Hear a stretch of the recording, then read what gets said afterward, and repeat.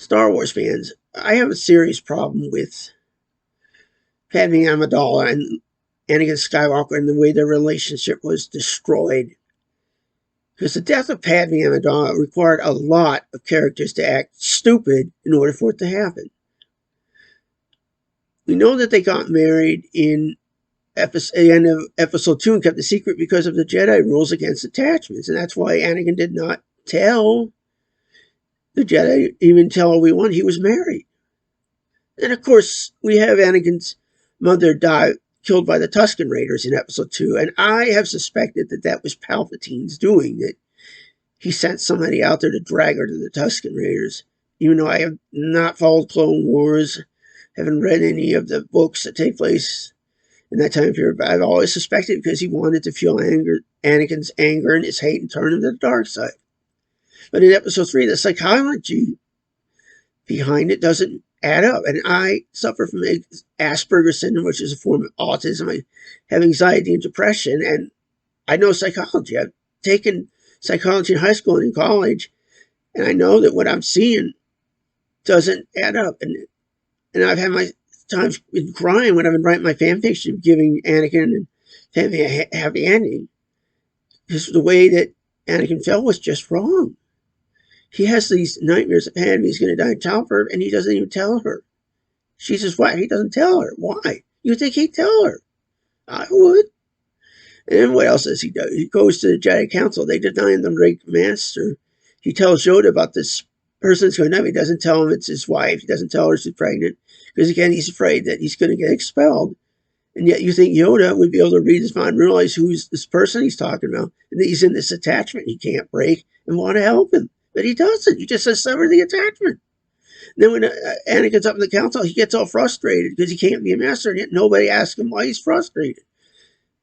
The Jedi themselves never really treated him that well. I mean, he feels like he's a slave to these people because he can't be a master. And part of that is because his Padawan, Ahsoka, was framed for the Jedi Temple bombing, even though I have not seen Clone Wars, which I suspected again was orchestrated by Palpatine because he doesn't want him to be a master. He wants him to turn him to the dark side. He doesn't want him to have access to knowledge that could possibly save Padme.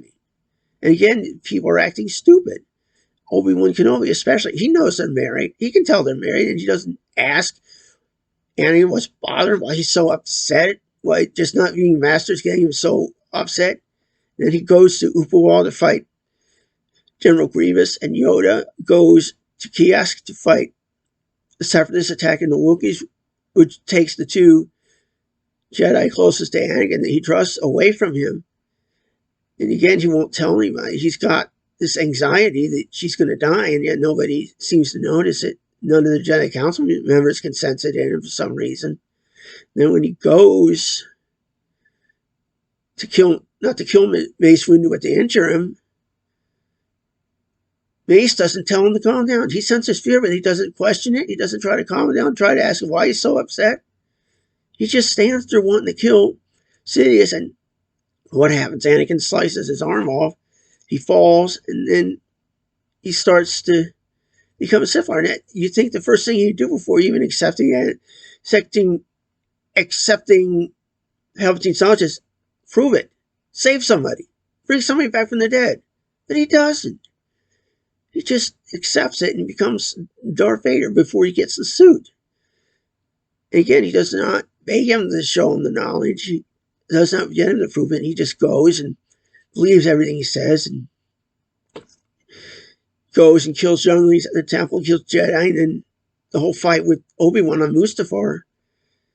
And I honestly believe that if Padme had been there alone, she would have turned him back to the light right there.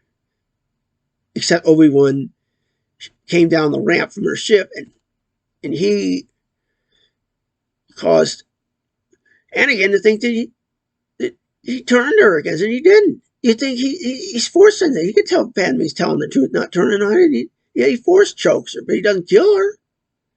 And then they get into that fight, and Obi-Wan just leaves him there on the bank by the lava, burning to death, suffering all these things. He just walks away and says, oh no, you were the chosen one. You were my brother. And because he's still believing there's no way he can turn him back. And then when Padme's giving birth to Luke and Leia, She's saying, hey, they're still good in him. They're saying Obi-Wan still doesn't believe her. Doesn't believe it. I mean, it's stupid because Padme should have lived. I feel she should have been the leader of the Rebel Alliance instead of Mom Mothra. And yet Lucas got rid of her because of this writing trap he put her in, because he had to fit everything into the original trilogy. And that's not right. And Luke and Leia grow up as orphans. They don't know their parents because of all this stupidity, especially in episode 3. The way I see it, in real life, that would not happen that way. I mean, anyone would have told Padme. She would have found a way to solve the problem rather than hiding it and losing it. I've frozen up. I mean, I think everybody's frozen up from terror in their life, from something they want to do or they're about to do and they can't think for a second. But usually, once you do it, you get out of it and you're normal and you can think again. Yeah, Anakin doesn't do that. If he loves Padme so much, he would have stayed with her. He would have followed her and everyone stayed with her until she gave birth, not go running off with Sidious. I've written a lot of fan fiction about those two getting a happy ending, and sometimes I cry. Ever since I saw her in that blue nightgown with the beads around her shoulders with Annie, it's like, these two should get a happy ending, and they're not because of this other story that they have to fit into.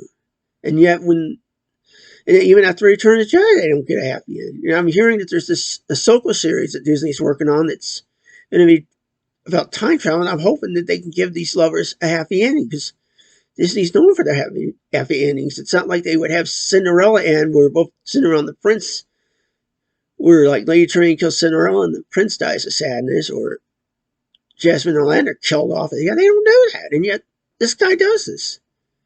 I never write fan fiction. I've never write anyone into a trap like that. It just doesn't add up.